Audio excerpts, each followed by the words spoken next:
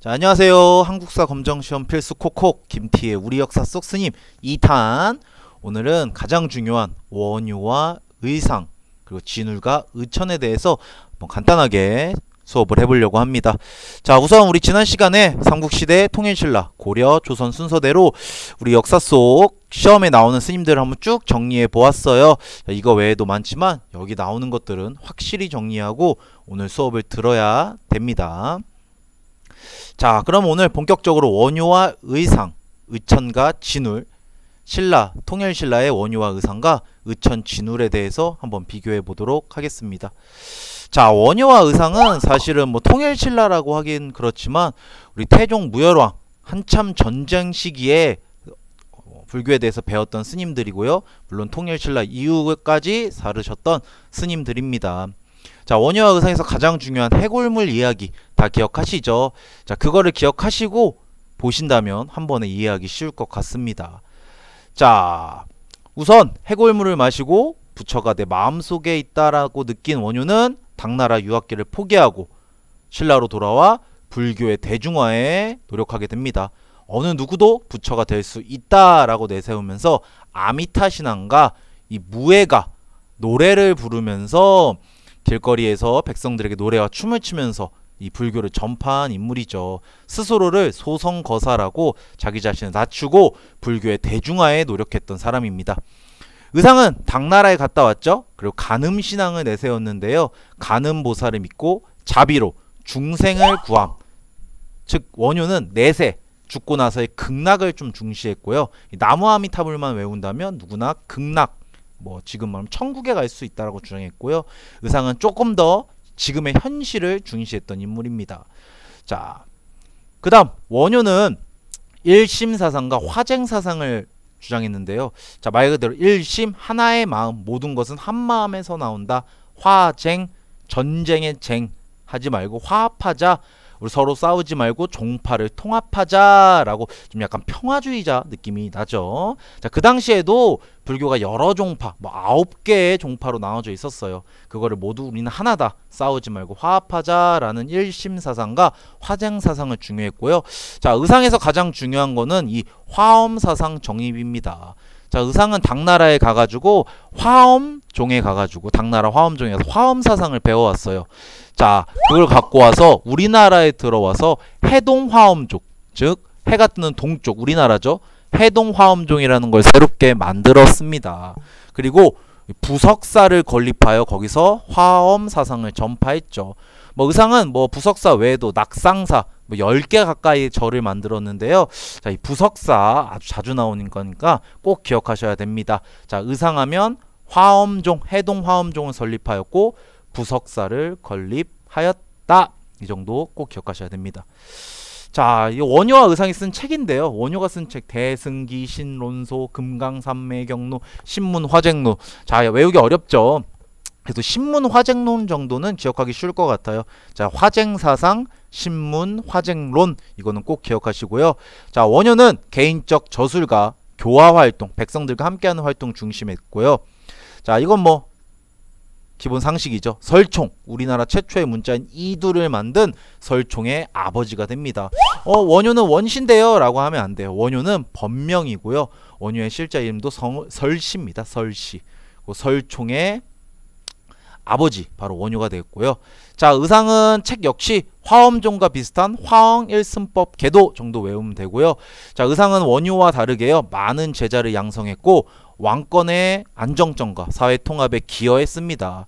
의상의 제자 중에 가장 유명한 사람이 여러분들 불국사와 석굴암을 만든 김대건도 의상의 제자의 제자로 볼 수 있습니다. 자, 이렇게 원효와 의상 잠깐 영상을 멈추고 꼭 공책에 스스로 정리를 하고 한번 이해를 하고 다음 것을 보도록 하겠습니다.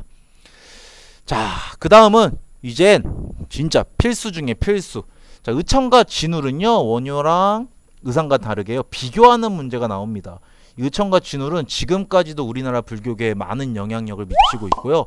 둘이 너무나도 다르게 다른 종파 비교할 게 딱 있기 때문에 의천과 진울은 거의 2번에 한 번꼴로 나오는 아주 필수 문제 중에 하나입니다. 자, 의천 대각국사, 진울 보조국사. 자, 선생님 국사제도 고려 때 만들어졌다고 했죠. 그래서 원효와 의상은 대사라고 불리고요. 의천과 진울은 국사, 뭐 대각국사, 보조국사라고 불리는데요.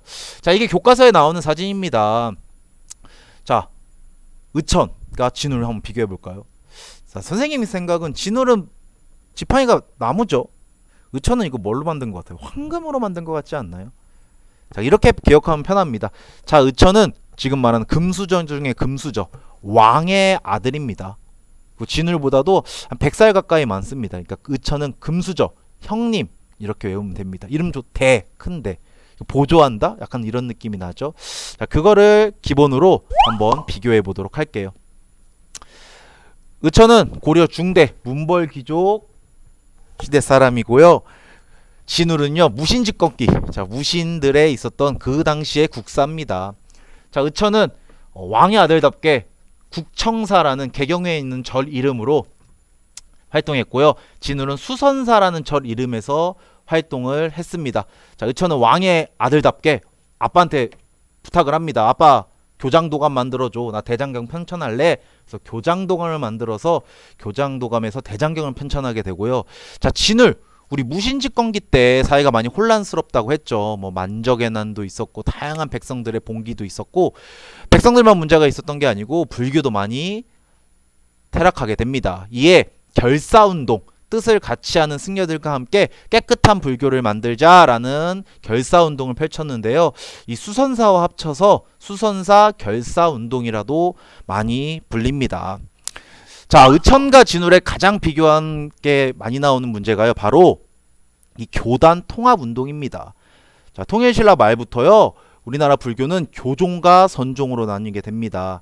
자, 교종은요, 경전 이해, 공부 중심, 자, 공부를 먼저 하고 실천을 해야 된다라는 교종 중심의 선종 통합을 이 의천은 주장하게 되고요. 자, 진울은요, 선종 중심의 교종 통합. 선종은 뭐냐? 자, 공부를 하는 것보다는 우선 참선, 명상을 하고 노력을 하면 누구나 부처님이 될 수 있다라는 선종 중심의 교종 통합 운동을 하게 됩니다. 자, 교종과 선종 뭐 너무나도 복잡한데요. 선생님 좀 더 쉽게 말한다면요, 의천이 중시했던 교종은요, 자, 공부를 먼저 하고 실천적인 수행을 해야 된다는 거였고요.